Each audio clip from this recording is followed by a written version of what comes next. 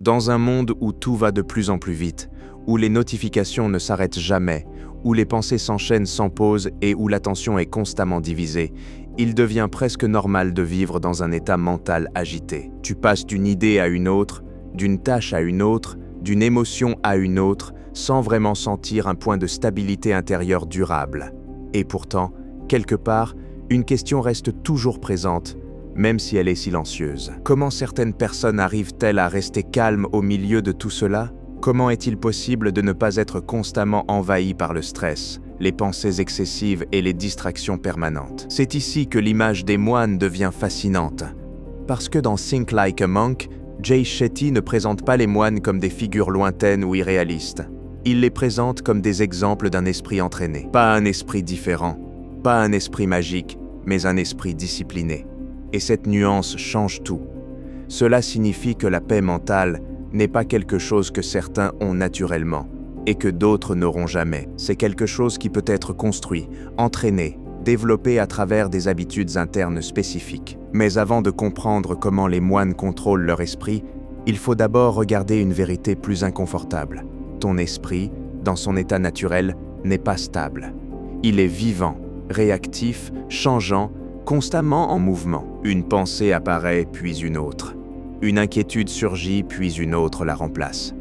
Une distraction attire ton attention, puis une nouvelle distraction prend sa place. Et dans ce flux constant, tu peux avoir l'impression de penser, mais en réalité tu es souvent en train de réagir. Réagir à des stimuli internes, réagir à des souvenirs, réagir à des émotions, réagir à des anticipations du futur. Et ce mouvement constant crée une sensation de bruit mental. Ce bruit n'est pas toujours fort, il n'est pas toujours dramatique. Parfois, il est subtil. Une légère tension, une légère inquiétude, une difficulté à rester concentré sur une seule chose, une impression que ton esprit est toujours occupé. Et ce qui est intéressant, c'est que ce bruit devient tellement normal qu'il n'est même plus perçu comme un problème. Il devient l'état par défaut. Mais les moines, dans leur approche, partent d'une observation différente. Ils ne cherchent pas d'abord à changer le monde extérieur, ils commencent par observer le monde intérieur.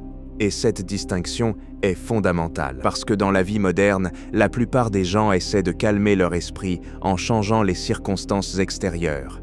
Plus de distractions, moins de stress, plus de confort, plus de contrôle sur l'environnement. Mais les moines adoptent une autre approche. Ils commencent par regarder ce qui se passe à l'intérieur, sans immédiatement réagir. Ils observent les pensées comme des événements, pas comme des ordres. Ils observent les émotions comme des vagues, pas comme des vérités absolues. Et cette simple transformation de perspective change profondément la relation avec le mental. Parce que tant que tu es totalement identifié à tes pensées, chaque pensée devient importante. Chaque inquiétude devient une réalité. Chaque idée devient une direction obligatoire. Mais lorsque tu commences à observer tes pensées, quelque chose change. Tu crées une distance, une séparation subtile entre toi et ce qui traverse ton esprit. Et cette distance est le début de la discipline mentale. Pas la suppression des pensées, pas le contrôle forcé, mais la capacité à ne pas être immédiatement absorbé par chaque contenu mental qui apparaît. Et c'est ici que commence la vraie différence entre un esprit agité et un esprit discipliné. Un esprit agité suit chaque pensée comme si elle était urgente. Un esprit discipliné voit la pensée, la reconnaît et choisit de ne pas être automatiquement dirigé par elle. Cela ne signifie pas que les pensées disparaissent, elles continuent à apparaître. Mais leur pouvoir de contrôle diminue. Et avec le temps, quelque chose de plus profond commence à se produire. Le mental devient moins réactif, moins dispersé, moins fragmenté et plus stable. Mais ce processus ne commence pas par la perfection. Il commence par l'observation, parce que tu ne peux pas transformer ce que tu refuses de voir. Et la première étape de la discipline mentale, telle que l'enseignent les moines, n'est pas de lutter contre l'esprit, mais de le regarder clairement, sans jugement immédiat. Juste observer, juste remarquer, juste reconnaître ce qui est déjà là.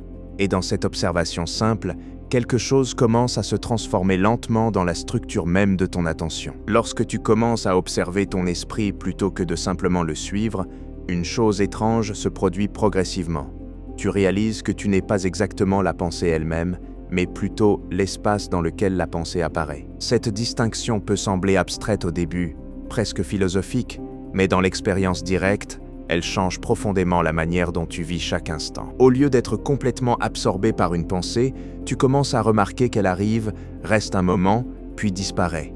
Et immédiatement après, une autre pensée prend sa place. Ce flux est constant, automatique, et souvent indépendant de ta volonté consciente. Mais ce qui est encore plus important, c'est que tu n'es pas obligé de suivre chaque pensée jusqu'au bout. C'est exactement ici que commence ce que Jay Shetty décrit comme la discipline mentale des moines. Parce que pour la plupart des gens, une pensée n'est pas seulement une pensée. Elle devient une direction. Une émotion devient une décision. Une impulsion devient une action. Et sans distance intérieure, le mental prend le contrôle sans résistance consciente. Par exemple, une pensée d'inquiétude apparaît. Elle semble réelle, importante, urgente, et immédiatement, le corps réagit. Tension, analyse, anticipation, rumination. La pensée initiale se transforme en chaîne mentale complète. Mais dans la perspective des moines, cette chaîne n'est pas obligatoire. Entre la pensée et la réaction, il existe un espace. Et cet espace est la clé de la discipline. Parce que dans cet espace, quelque chose de fondamental devient possible, le choix conscient de ne pas réagir automatiquement. Cela ne signifie pas supprimer la pensée. Cela signifie ne pas lui donner immédiatement le pouvoir de diriger ton comportement. Au début, cet espace est presque imperceptible. Une fraction de seconde, un moment de lucidité, une pause subtile entre stimulus et réaction. Mais avec l'entraînement, cet espace peut s'élargir, et c'est exactement ce que représente la discipline mentale dans la tradition des moines. Non pas un contrôle brutal du mental, mais une capacité à ralentir la chaîne automatique entre pensée, émotion et action. Dans la vie moderne, ce mécanisme est particulièrement important parce que ton environnement est conçu pour réduire cet espace. Les distractions sont instantanées, les réponses sont immédiates, les contenus changent rapidement. Les stimuli sont continus. Et tout cela encourage une forme de mentalité réactive plutôt qu'observatrice. Tu ne fais pas que penser. Tu réagis à ce que tu vois, à ce que tu entends, à ce que tu ressens. Et sans observation consciente, ce mode réactif devient la norme. C'est pour cela que les moines commencent par quelque chose de très simple. La conscience du moment présent. Pas comme une idée abstraite, mais comme une pratique directe. Ils observent la respiration. Ils observent les sensations corporelles. Ils observent les pensées sans les suivre immédiatement. Et dans cette observation répétée, le mental commence à perdre une partie de son automatisme. Non pas parce que les pensées disparaissent, mais parce qu'elles ne sont plus systématiquement suivies. Et cela change la dynamique interne. Parce que ton esprit fonctionne comme un système d'habitude. Plus tu répètes une réaction, plus elle devient automatique. Et plus elle devient automatique, moins elle nécessite d'énergie consciente. C'est efficace, mais cela peut aussi devenir un problème lorsque les réactions sont basées sur le stress, la peur ou la distraction constante. Dans ce cas, le mental ne se calme pas. Il s'accélère dans des directions répétitives. Et tu as l'impression d'être occupé mentalement en permanence, même lorsque rien d'important ne se passe réellement. Les moines, au contraire, entraînent leur esprit à ne pas alimenter ces cycles automatiquement. Cela ne veut pas dire qu'ils n'ont pas de pensée. Cela signifie qu'ils ne sont pas obligés de suivre chaque pensée jusqu'à son extrême logique. Ils apprennent à laisser les pensées exister sans les transformer immédiatement en action ou en narration mentale prolongée. Et cela crée une forme de clarté. Pas une absence de pensée, mais une réduction du bruit mental inutile. Mais ce processus demande une compréhension importante. Tu ne peux pas combattre ton esprit avec ton esprit. Si tu essaies de forcer le calme, tu crées souvent plus de tension. La discipline mentale ne vient pas de la lutte, mais de la reconnaissance. Reconnaître qu'une pensée est une pensée. Reconnaître qu'une émotion est une émotion. Reconnaître qu'une impulsion est une impulsion. Et ne pas les confondre immédiatement avec des ordres obligatoires. Avec le temps, cette reconnaissance devient plus naturelle. Tu commences à voir les pensées comme des événements mentaux, plutôt que comme des vérités absolues. Et cette simple transformation change la relation avec ton monde intérieur. Parce que tu n'es plus entièrement emporté par chaque contenu mental. Tu développes une stabilité intérieure qui ne dépend pas uniquement de ce qui se passe autour de toi. Mais même à ce niveau, quelque chose d'encore plus profond reste à comprendre. Lorsque cette pratique d'observation devient plus stable, une autre dimension de la discipline mentale commence à apparaître, plus subtile et plus profonde. Tu commences à voir que le véritable défi n'est pas seulement d'observer les pensées, mais de ne pas être automatiquement entraîné par les émotions qui les accompagnent. Parce que dans la plupart des cas, ce ne sont pas les pensées seules qui te contrôlent. Ce sont les pensées amplifiées par les émotions. Une pensée neutre peut passer sans effet. Mais la même pensée, chargée de peur, de désir, de frustration ou d'attachement, peut immédiatement transformer ton état intérieur et orienter ton comportement sans réflexion consciente. C'est ici que la compréhension de Jay Shetty rejoint une vérité essentielle. L'esprit humain ne fonctionne pas uniquement sur la logique. Il fonctionne sur une combinaison constante entre pensée et émotion. Et souvent, l'émotion arrive en premier. Par exemple, une situation apparaît dans ta vie quotidienne. Avant même que tu l'analyses, tu ressens déjà quelque chose. Une tension, une curiosité, une inquiétude, un inconfort léger. Et ensuite seulement, ton esprit commence à construire une histoire autour de cette sensation. Mais dans ton expérience consciente, cela semble inversé. Tu as l'impression de penser d'abord, puis de ressentir. Alors qu'en réalité, très souvent, tu ressens d'abord, puis tu justifies ce ressenti avec des pensées. Et cette inversion est cruciale pour comprendre la discipline mentale des moines. Parce que si tu crois que tes pensées dirigent tes émotions, tu vas essayer de changer tes pensées pour changer ton état intérieur. Mais si tu observes plus attentivement, tu remarques que les émotions influencent fortement la direction des pensées. Et cela crée un cycle. Une émotion légère apparaît. Elle influence la pensée. La pensée amplifie l'émotion. Et le cycle continue. Sans intervention consciente, ce cycle peut se renforcer rapidement. Par exemple, une petite inquiétude peut devenir une réflexion prolongée. Cette réflexion peut augmenter l'anxiété, et cette anxiété peut générer encore plus de pensées négatives, et ainsi de suite. Ce processus est ce que l'on appelle souvent la rumination mentale. Et dans cet état, l'esprit n'est plus simplement observateur. Il devient réactif, répétitif et auto-alimenté. C'est précisément ce type de cycle que les moines cherchent à comprendre et à stabiliser. Mais ils ne le font pas en supprimant les émotions. Ils le font en changeant leur relation avec elles. Au lieu de considérer une émotion comme une commande à suivre immédiatement, ils apprennent à la reconnaître comme un état temporaire, une sensation dans le corps, un mouvement intérieur, une énergie qui apparaît, évolue et disparaît. Et cette reconnaissance crée un espace intérieur, un espace entre émotion et réaction, un espace entre ressenti et action. Et dans cet espace, la liberté devient possible. Pas une liberté absolue de ne jamais ressentir d'émotions fortes, mais une liberté de ne pas être entièrement déterminé par elles. Dans la vie moderne, cet espace est souvent très réduit, parce que tout est conçu pour accélérer la réponse émotionnelle. Les informations sont rapides, les stimuli sont constants, les interactions sont immédiates. Et cette rapidité encourage des réactions rapides, souvent sans observation. Mais la discipline mentale consiste précisément à réintroduire de la lenteur dans ce processus interne. Pas une lenteur physique, mais une lenteur de réponse. Une capacité à ne pas transformer immédiatement une émotion en action. Au début, cela peut sembler difficile, parce que le mental est habitué à réagir automatiquement. Mais avec la pratique, quelque chose change. Tu commences à remarquer l'émotion avant qu'elle ne devienne une réaction complète. Tu commences à voir la montée de tension avant qu'elle ne se transforme en pensée répétitive. Tu commences à observer le mouvement intérieur sans t'y perdre immédiatement. Et dans cette observation, l'intensité diminue souvent naturellement. Pas parce que tu forces le calme, mais parce que tu ne nourris plus automatiquement le cycle. C'est un point essentiel dans la discipline des moines, ne pas alimenter systématiquement chaque mouvement mental. Cela ne veut pas dire réprimer, cela veut dire reconnaître sans amplifier. Et cette nuance est fondamentale, parce que la répression crée de la tension supplémentaire, alors que la reconnaissance crée de la clarté. Avec le temps, cette clarté devient une nouvelle forme de stabilité intérieure. Tu ne deviens pas quelqu'un sans émotion, tu deviens quelqu'un qui ne se laisse pas entièrement emporter par chaque émotion. Et cette différence change profondément la manière dont tu vis le quotidien.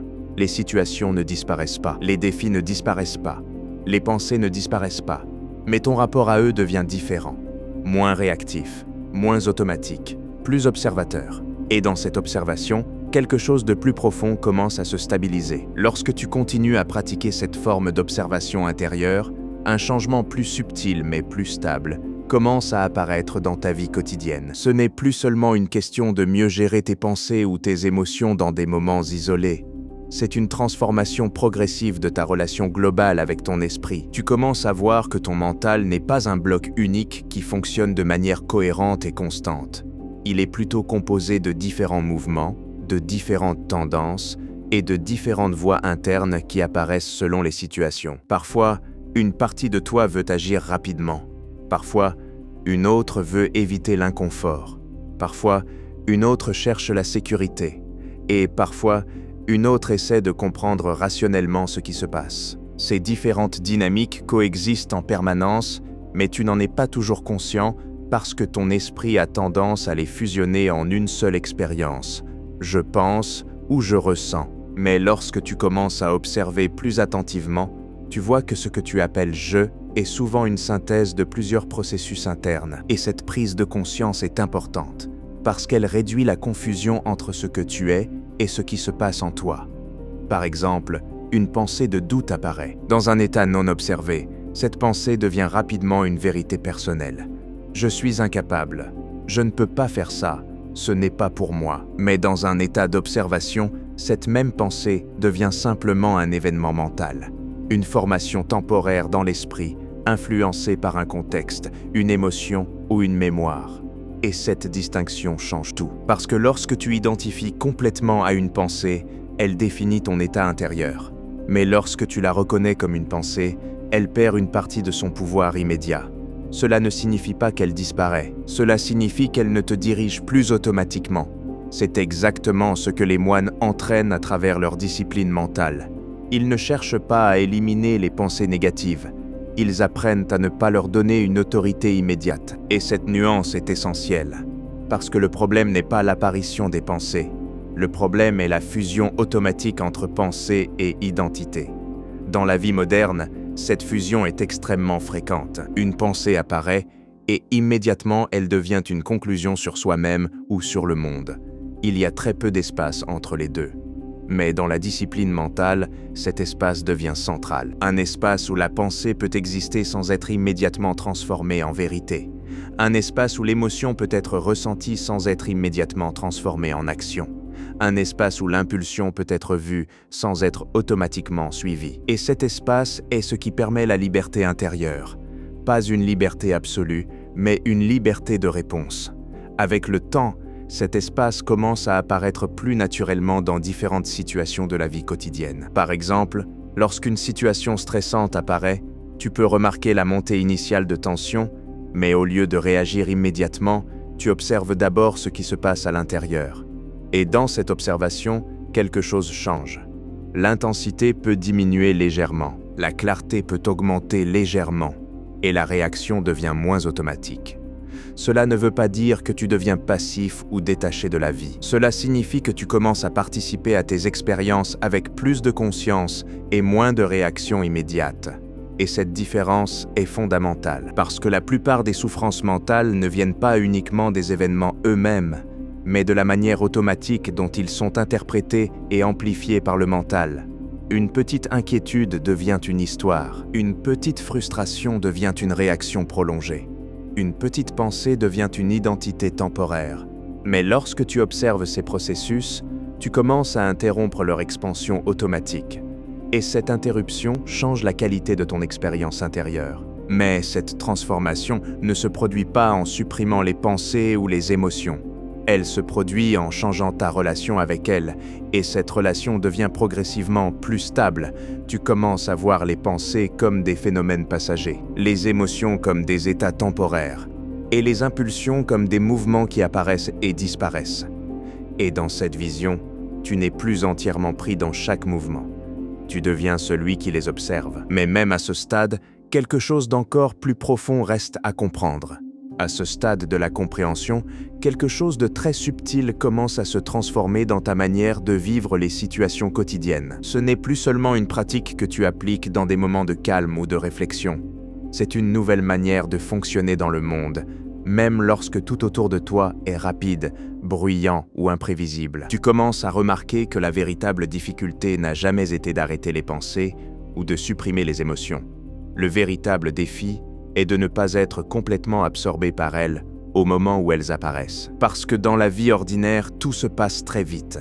Une situation surgit, une émotion apparaît, une pensée se forme et la réaction suit presque immédiatement, sans pause, sans distance, sans observation consciente. Et dans ce flux rapide, il devient difficile de distinguer ce qui est une réaction automatique et ce qui est un choix conscient. C'est précisément pour cela que la discipline mentale des moines ne repose pas sur la suppression du mental, mais sur la création d'un espace intérieur suffisamment stable pour permettre une observation avant la réaction. Et cet espace n'est pas quelque chose de théorique. Il est expérimental. Il se ressent dans le moment où une émotion apparaît, mais où tu ne la suis pas immédiatement. C'est un moment très court au début, presque imperceptible, mais il existe. Et avec la pratique, ce moment peut s'élargir légèrement, devenant plus accessible dans différentes situations de la vie quotidienne. Par exemple, lorsqu'une critique te touche, la réaction initiale peut être émotionnelle, une tension, une défense intérieure, une justification automatique. Mais dans cet espace nouvellement créé, tu peux voir cette réaction avant qu'elle ne se transforme complètement en comportement. Et ce simple fait de la voir change déjà quelque chose dans sa puissance, parce que ce qui est vu clairement perd souvent une partie de son automatisme. Cela ne signifie pas que la réaction disparaît immédiatement. Cela signifie qu'elle n'est plus totalement inconsciente. Et cette distinction est essentielle. Dans le fonctionnement normal du mental, une pensée ou une émotion apparaît et devient immédiatement une direction. Il n'y a pas de séparation entre le phénomène et la réponse. Mais dans la discipline mentale, une séparation commence à se former.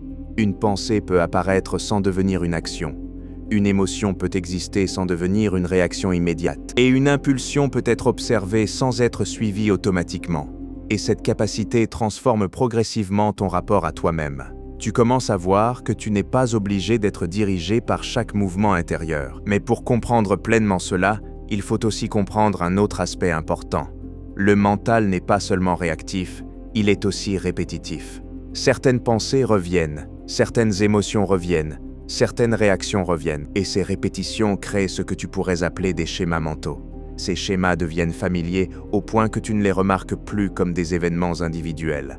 Ils deviennent une partie de ton identité perçue. Par exemple, si tu as l'habitude de t'inquiéter dans certaines situations, cette inquiétude peut devenir une réponse automatique.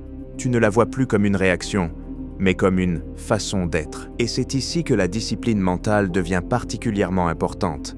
Parce que tant que tu identifies ces schémas comme étant toi, il est difficile de les observer clairement. Mais lorsque tu commences à les voir comme des patterns mentaux répétitifs, quelque chose change. Tu ne dis plus « je suis inquiet ». Tu commences à voir une inquiétude est présente. Et cette nuance transforme complètement la relation avec l'expérience intérieure, parce que cela crée encore plus de distance.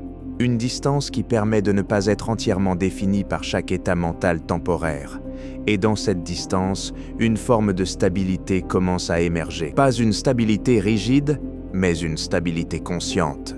Tu continues à ressentir des émotions, tu continues à avoir des pensées, tu continues à réagir au monde, mais tu n'es plus complètement fusionné avec chaque contenu mental. Et cela change la qualité de ton expérience intérieure. Les situations externes peuvent rester les mêmes, mais ton rapport à elles devient plus fluide. Moins de confusion, moins de réactivité automatique, plus de clarté dans l'observation. Et avec le temps, cette clarté devient une base interne sur laquelle tu peux t'appuyer même dans des situations complexes. Mais même cette stabilité n'est pas une fin en soi, parce que plus tu observes, plus tu commences à voir quelque chose d'encore plus profond dans le fonctionnement du mental. Lorsque cette stabilité intérieure commence à s'installer, tu pourrais penser que le processus est terminé, que la discipline mentale est enfin acquise et que le mental est désormais sous contrôle. Mais dans l'approche des moines et dans la vision de Jay Shetty, quelque chose de plus profond apparaît à ce stade.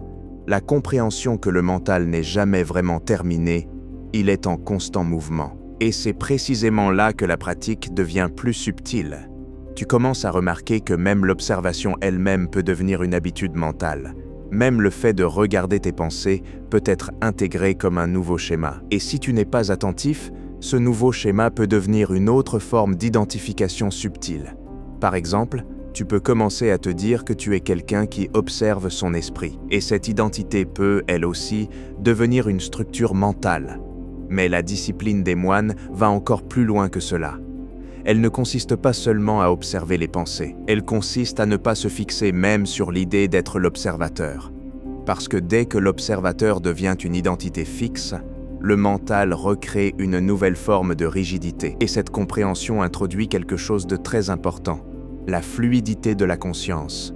Au lieu d'être une position fixe, la conscience devient un mouvement, un flux qui change constamment de forme selon les expériences, sans s'accrocher à une seule définition de soi. Cela signifie que parfois tu es pleinement engagé dans une action, parfois tu es en observation, parfois tu es en réflexion et parfois tu es simplement en présence sans analyse.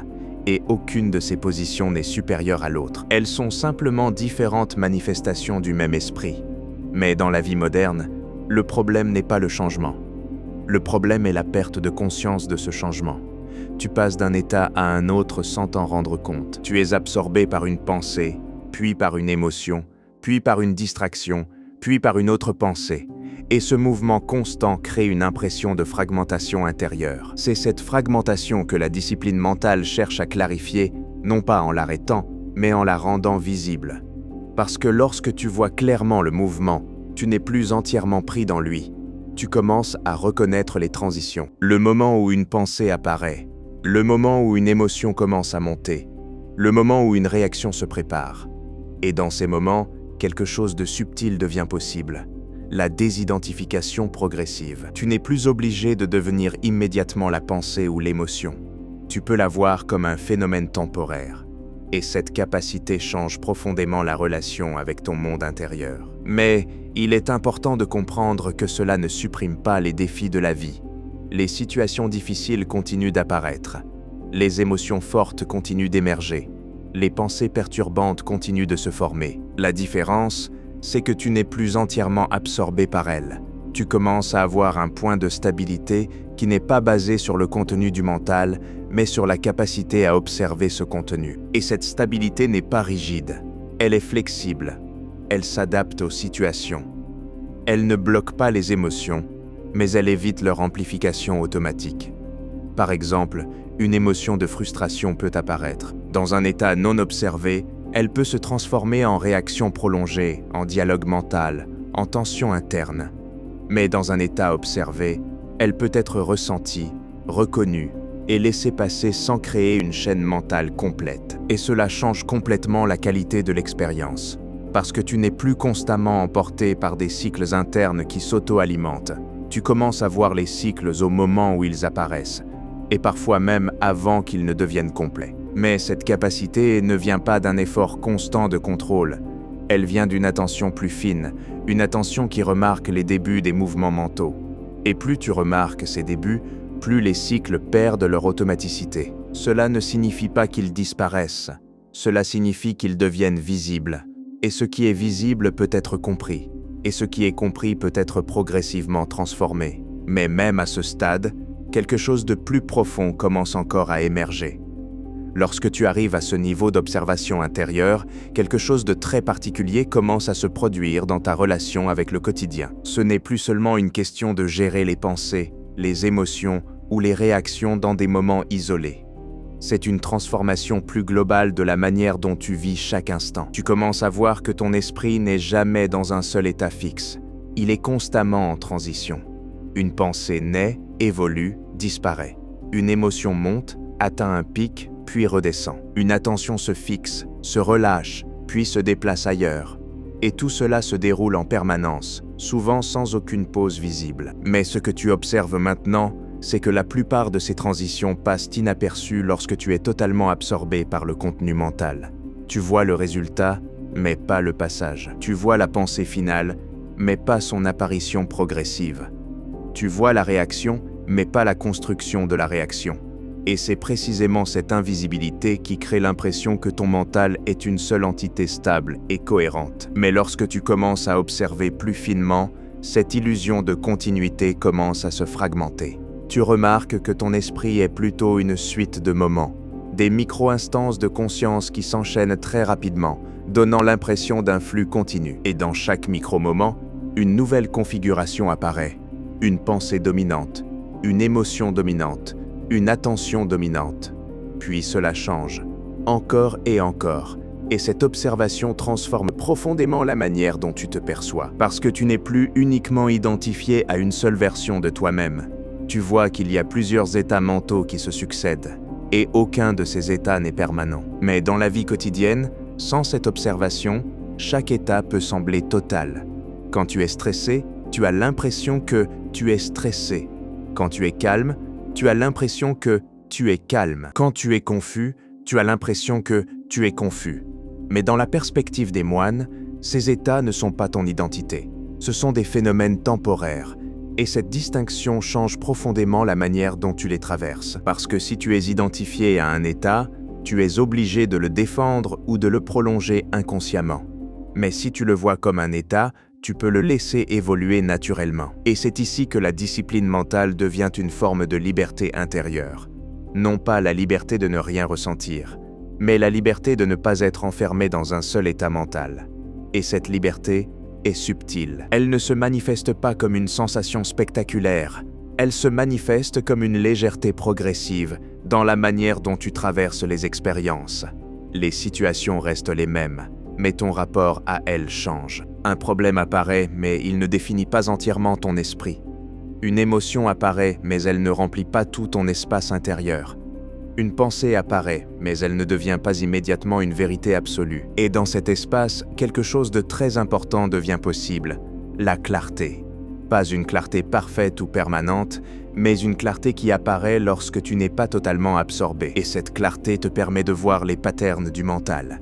Tu commences à reconnaître les cycles répétitifs, les mêmes types de pensées dans les mêmes situations, les mêmes réactions émotionnelles dans les mêmes contextes, les mêmes histoires internes qui reviennent sous différentes formes. Et cette reconnaissance change la dynamique, parce qu'un pattern reconnu commence à perdre de son automatisme.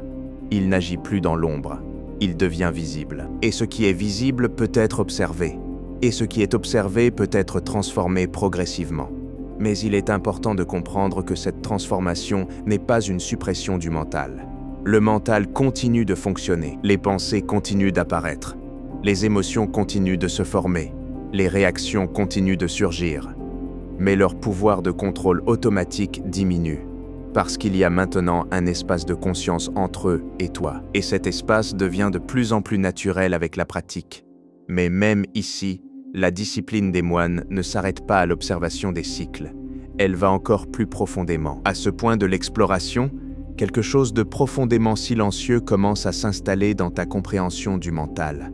Ce n'est plus seulement une question d'observer les pensées, les émotions ou les cycles internes. C'est une compréhension plus globale de la nature même de l'expérience humaine. Tu commences à voir que ton esprit n'a jamais été conçu pour être complètement silencieux ou parfaitement stable en permanence. Il est conçu pour bouger, s'adapter, répondre, anticiper, imaginer et réagir.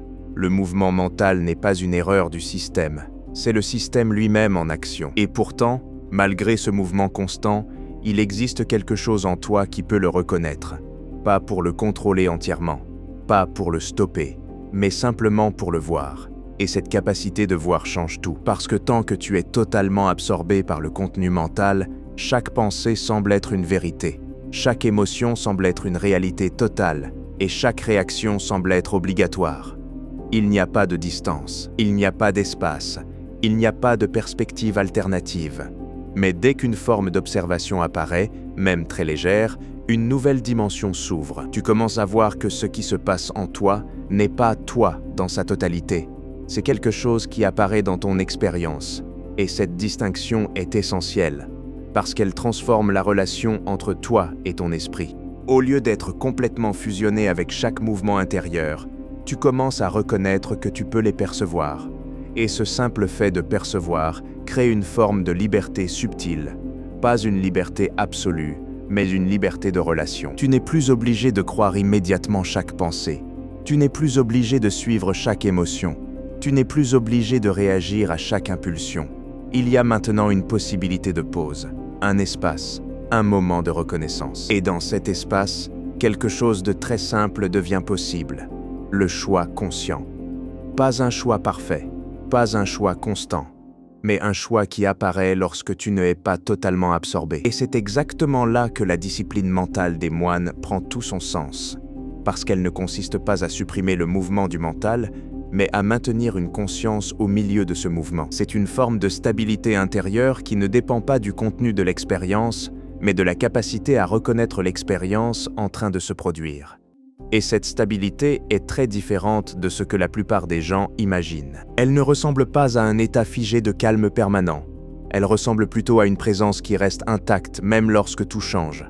Les pensées changent, les émotions changent, les situations changent, mais la capacité de les voir reste. Et avec le temps, cette capacité devient plus naturelle. Tu commences à remarquer les débuts des réactions, les premiers signes d'une montée émotionnelle, les premières constructions d'une histoire mentale, les premiers mouvements d'identification à une pensée. Et parfois, simplement en les voyant, leur intensité diminue. Pas parce que tu les combats, mais parce que tu ne les renforces pas automatiquement. Et cela change la dynamique interne. Le mental devient moins un espace où tout doit être suivi, et plus un espace où tout peut être observé. Mais même à ce stade, il est important de comprendre que cette observation ne crée pas une séparation totale entre toi et ton esprit. Tu ne deviens pas quelqu'un de détaché du monde. Tu deviens quelqu'un qui est conscient de ce qui se passe pendant qu'il est dans le monde. Et cette nuance est essentielle. Parce que la vie continue. Les défis continuent. Les émotions continuent. Les responsabilités continuent. Mais ton rapport à tout cela change progressivement. Tu n'es plus entièrement défini par chaque réaction. Tu n'es plus entièrement limité par chaque pensée. Tu n'es plus entièrement absorbé par chaque état mental. Et dans cet espace, une forme de maturité intérieure commence à apparaître. Une maturité qui ne dépend pas de l'absence de chaos, mais de la capacité à rester présent au milieu du chaos. Et c'est là que la compréhension des moines devient une pratique vivante, intégrée dans chaque moment ordinaire. Pas seulement dans des moments de méditation, mais dans les conversations, dans les décisions, dans les émotions quotidiennes, dans les situations inattendues, partout où le mental se manifeste. Et plus cette conscience devient stable, plus quelque chose de très simple devient évident. Tu n'as jamais été uniquement le contenu de ton esprit. Tu as toujours été aussi la conscience qui en est témoin.